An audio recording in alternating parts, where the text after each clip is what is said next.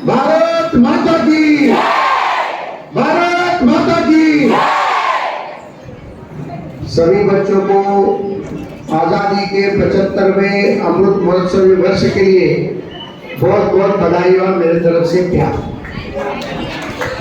आज इस कार्यक्रम के व्यासपीठ पर उपस्थित, इस मंच पर उपस्थित, इस समारोह में उपस्थित सम्माननीय chief guest of honour Shri R V Singh sir ji, honourable president Shri Badal Mittal ji, honourable secretary Shri Ashok Mittal ji, honourable treasurer Suresh Mittal ji, Shri Ajay Pandya ji, Vijay Bagari ji, हमारी principal madam miss Sunanda ji, यहाँ पर जिन्होंने आज ध्वजारोहण के कार्यक्रम में प्रमुख गेस्ट करके जिन्होंने उपस्थिति की, वो क्रिस्टल ग्रुप ऑफ कंपनीज की चेयरमैन और मैनेजिंग डायरेक्टर और मेरी पत्नी नीता लाल जी,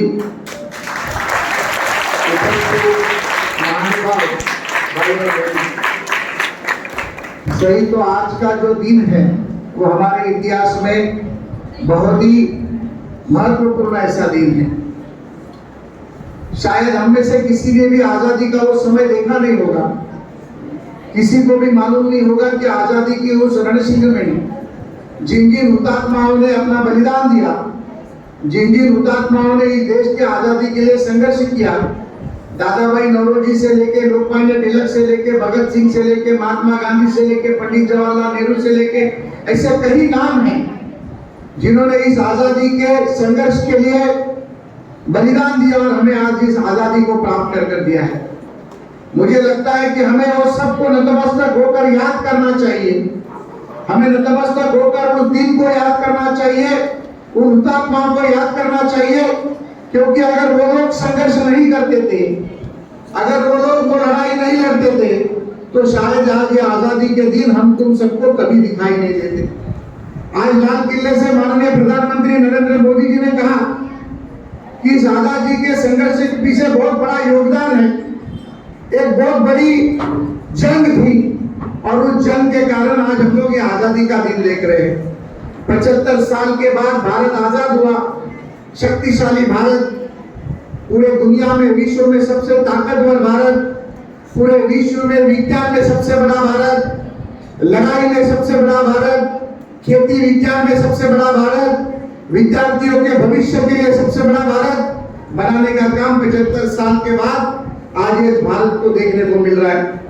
आप अगर कोई बच्चे को पूछेंगे तो बच्चे कहते हैं कि मैं डॉक्टर बनूंगा, मैं इंजीनियर बनूंगा, कई बच्चे कहते हैं कि मैं अमेरिका जाऊंगा, मैं लंदन जाऊंगा, मैं जर्मनी जाऊंगा, मैं यूरोप जाऊंगा, मैं जापान जाऊंगा।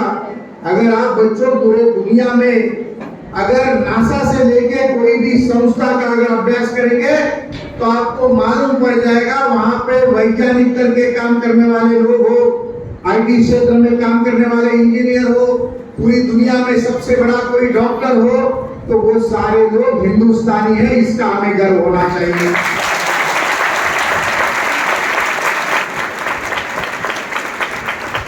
क्योंकि इस मिट्टी ने हमें जो दिया है ये पूरे दुनिया ने हमसे सीखा है।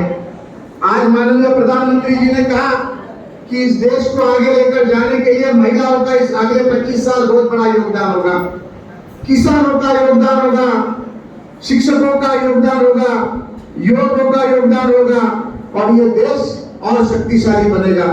मुझे गर्व होता है कि जब ऐसे प्रधानमंत्री का संभाषण हम लाल किले से सुनते हैं, हमें सच में लगता है कि आज हम सही तरीके से, सही मायने से आजाद हुए हैं। और उस आजादी के महोत्सव को मनाने के लिए माननीय प्रधानमंत्री जी ने हर घर तिरंगा का महोत्सव किया। पहले तो सर लोगों ने ऐसे कहा कि भारतीय जनता पार्टी का महोत्सव है, लेकिन जैसे जैसे आजादी के महोत्सव का रंग चढ़ने लगा, हर घर तिरंगा की बात फैलने लगी। मैं सर आपको बताता हूं, कल ही मैं उत्तर महाराष्ट्र के दौरे से आया, मुंबई से देहू रोड से लेके, सिन्नर से लेके, शिरडी से लेके, नगर से लेके, धुलिया से लेके हम मुंबई तक कल आए। मेरी पत्नी मेरे साथ थी। ऐसा एक भी ग्रामीण घर नहीं था जिसके ऊपर तिरंगा लहरा नहीं रहा था।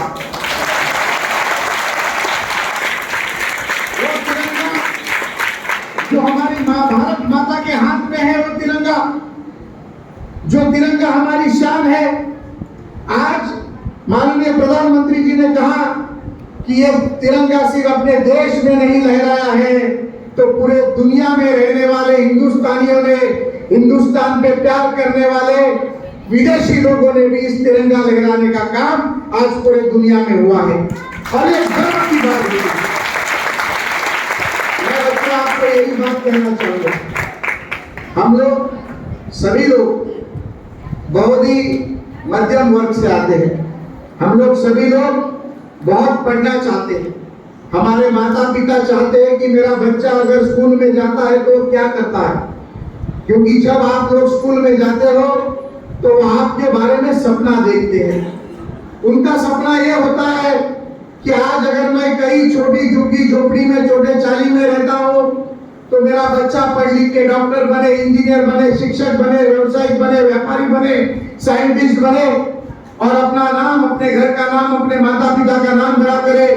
और उसके बाद अगर वो बेटा पढ़ लिखता है तो वो अच्छी नौकरी कर लेता है, व्यवसाय कर लेता है और अपने माता पिता को भी समाधान और सुख देने का काम करता है। और ऐसे माता पिता के पेट में तुमने जन्म लिया है जिनका सपना है कि मेरे बच्चों को पढ़ाना है। मैं आप सभी लोगों का भाग्य समझता हूँ कि आप सभी लोग गौरी दत्त मित्तल जैसे स्कूल में पढ़ रहे हुए ऐसे प्राचार्य आपको पढ़ा रहे हैं और ये भारत का भविष्य, जो 4,000 बच्चों का भविष्य मेरे भारत का है, तो आज इस स्कूल से आगे जाने वाला है। सही मायने में तो मेरे पत्नी को 2 शब्द बोलने थे, उसे बोलने के लिए आप समय दीजिए।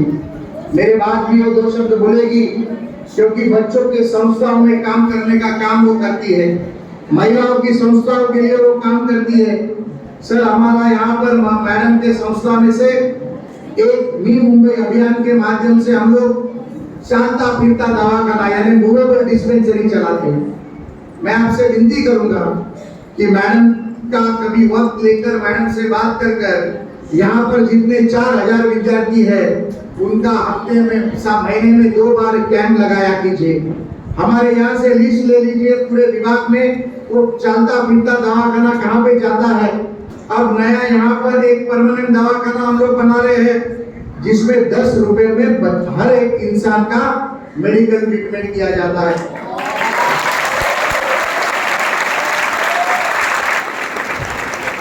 और जिनके पास 10 रुपए भी नहीं है उन 10 रुपए को देने का काम नीता मैडम की कंपनी करती है।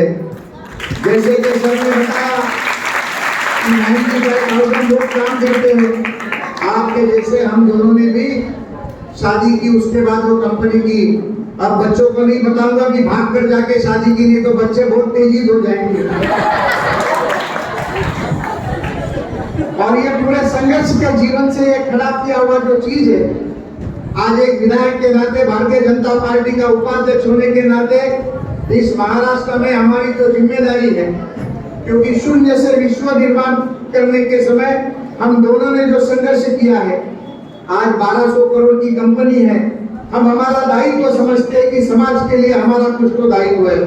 अगर हमने पैसा कमाया है, समाज में नाम कमाया है, अगर हम विधायक बने हैं तो ये सब आप लोगों के आशीर्वाद से बने हैं, आप लोगों के कारण बने हैं।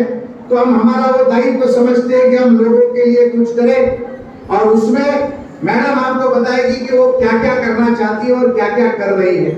हमारा यहाँ पर एक डायलिसिस सेंटर चलता है।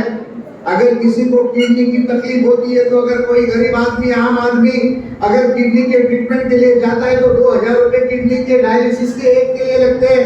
हफ्ते में 3 बार, महीने में 10-12 बार, तो 24-25 हजार रुपया गरीब आदमी कहाँ से लाएगा। हमने सर डायलिसिस सेंटर सायन में चालू किया है, जहाँ पर 500 रुपए में हम लोग डायलिसिस करते हैं और आने वाले भविष्य में वो भी फ्री में करने का काम करेंगे। बच्चों के लिए पुस्तक पेड़ी का एक कार्यक्रम मैडम करती है। पुस्तक पेड़ी के माध्यम से मैं आपको विनती करूंगा कि 4,000 बच्चों में से 300, 400, 500, 1000 बच्चे जिनके माँ बाप को शायद किताब खरीदने के लिए नहीं चलता होगा, हर पालक अपने बच्चों को पढ़ाना चाहता है। मैं आपको ये अभी शुरू हुए साल के लिए बताना चाहता हूँ, हमने मैडम की माता के नाम से एक पुस्तक पेड़ी शुरू की है। आप जैसे बैंक में पैसा रखते हो, आपको जब जरूरत पड़ती है बैंक से पैसा निकालते हो, वैसे हमने पुस्तक बैंक बनाई है, बुक बैंक बच्चों। जो 5वीं का बच्चा है, पहली का बच्चा है, वो हमारे कार्यालय से संपर्क करेगा, ट्रस्ट की जिम्मेदारी होगी, हम वो पुस्तक उस सारे बच्चों को लगने वाले सारे पुस्तक उनको देंगे। वो बच्चा जब पहली पास हो जाएगा, वो दूसरी कक्षा में चला जाएगा, तो पहली के किताब हमको वापस देगा, उसको वापस से बाइंडिंग करके वापस पहली में आने वाले बच्चों को वो बुक हम देंगे। फिर दूसरी वाले को दूसरे नए किताब मिलेंगे, फिर वो तीसरी में जाएगा, तीसरी में मिलेंगे। वैसे 12वीं तक के बच्चों के लिए पुस्तक फीडिंग का भी योजना आपके स्कूल के लिए आज मैं मैडम के माध्यम से यहाँ जाहिर करना चाहता हूँ। और मैं ये बच्चों को बताना चाहता हूँ, जीवन में जैसे आपने सलमान खान की पिक्चर देखी थी कि किसी को थैंक यू नहीं बोलना, लेकिन बोलना और 2 आदमी को मदद करना। जो मैं बोलता हूँ मैं करता हूँ। तो मैं सबसे विनती करूंगा, जब बच्चों आप लोग पढ़ लिख के बड़े बन जाएंगे, जब आप लोग समाज में एक विशेष प्रतिष्ठा लेकर लोगों के बीच में जाओगे, तो आप लोगों को भी यही करना है जो आज मैं आपको बोल रहा हूँ। आपकी हर एक की क्षमता के अनुसार, हर एक की कैपेसिटी के अनुसार 1 या 2 बच्चों को अगर आप बड़े बनकर पढ़ाएंगे तो ये देश आगे बढ़ेगा, ये देश बहुत बड़ा आगे जाएगा। और इसी माध्यम से इस आजादी के अमृत महोत्सव वर्ष के ऊपर एक आखिरी संदेश आपको देकर मैं मेरे 2 शब्द को विराम देना चाहूंगा। पहली बात तो अमृत महोत्सव वर्ष का सबको बहुत बहुत मन से शुभकामनाएं हैं। हर घर तिरंगा के माध्यम से, सरकारी माध्यम से, माननीय नरेंद्र मोदी जी के माध्यम से, माननीय एकनाथ जी शिंदे हो या देवेंद्र जी फडणवीस हो, सरकार के माध्यम से हर एक के घर तक तिरंगा झंडा पहुंचा है। उस तिरंगे झंडे को हम हमारा भगवान समझना चाहिए। जैसे अगर हमको कोई एक प्रतिमा भगवान की देता है, हमारे युग पुरुषों की प्रतिमा देता है, तो या तो हम उसको प्रथम दर्शनी जगह पर लगाते हैं या तो हमारे कबर्ड में रख देते हैं, उसकी पूजा करते हैं या उसे संभाल के रखते हैं। वैसे बच्चों, कल सुबह या आज शाम को 6 बजे के बाद आपको कहीं झंडा गिरा हुआ दिखाई देगा, झंडा लगाया हुआ दिखाई देगा, तो वो झंडे को निकालना है, सम्मान पूर्वक उसको आपके पास रखना है। दूसरे दिन या तीसरे दिन स्कूल में लाकर स्कूल के ट्रस्ट के ऑफिस में जमा करना है। ट्रस्टी से विनती करूंगा कि वो झंडे तुम हमारे ऑफिस में दे दो, ताकि हम केंद्र सरकार को या राज्य सरकार को वो झंडे वापस दे देंगे और वो झंडे का अपमान नहीं होगा, क्योंकि वो भारत माता हमारा भगवान है, वो हमारी शान है और वो लहराना चाहिए, वो हमें देखना नहीं चाहिए। और ये काम मुझको आपको करना है, तो भारत माता का सुपुत्र होने के नाते, इस भारत माता का स्वयंसेवक होने के नाते भी आपको करना है। फिर से एक बार सभी बच्चों को, मैं आज थोड़ा जल्दी में हूँ, फिर एक बार कहीं दिवाली में आपके कार्यक्रम में मैं आऊंगा, और सबको बहुत बहुत मन से शुभकामनाएं देके सभी बच्चों को भारत माता की जय। धन्यवाद।